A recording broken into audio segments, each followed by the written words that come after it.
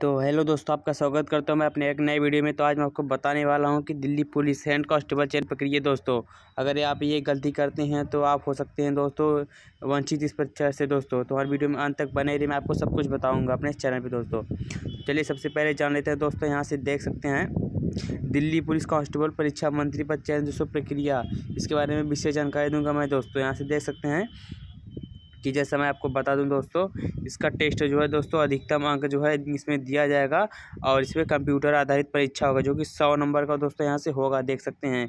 और शारीरिक सहन मापन परीक्षा यानी कि PIMT दोस्तों यहाँ से योग्यता के लिए होगी दोस्तों। कंप्यूटर पर टाइपिंग टेस्ट है दोस्तों 25 यहाँ से होगी, 25 वर्ड प्रति दोस्तों मिनट आपको आना चाहिए दोस्तों। और कंप्यूटर फॉर्मेटिंग टेस्ट दोस्तों योग्यता के आधार पर होगी दोस्तों। ये इसका अंतिम परिणाम दोस्तों देख सकते हैं कि 125 अंक इसमें टोटल है दोस्तों।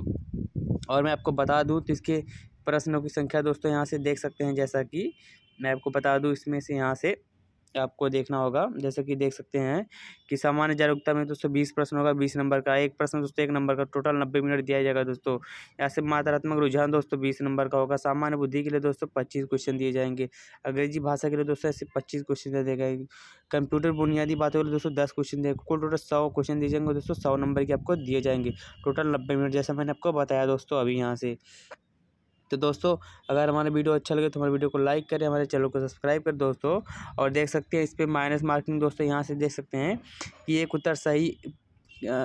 उत्तर अंक प्रत्येक गलत के स्तर पर 0.50 का ऋणात्मक अंक हुआ, यानी कि एक सही 1/1 200 अंक आपको काट लिए जाएंगे इसके लिए दोस्तों। तो दोस्तों मिलते हैं आपको अगली वीडियो में, तब तक के लिए दोस्तों धन्यवाद। जय हिंद।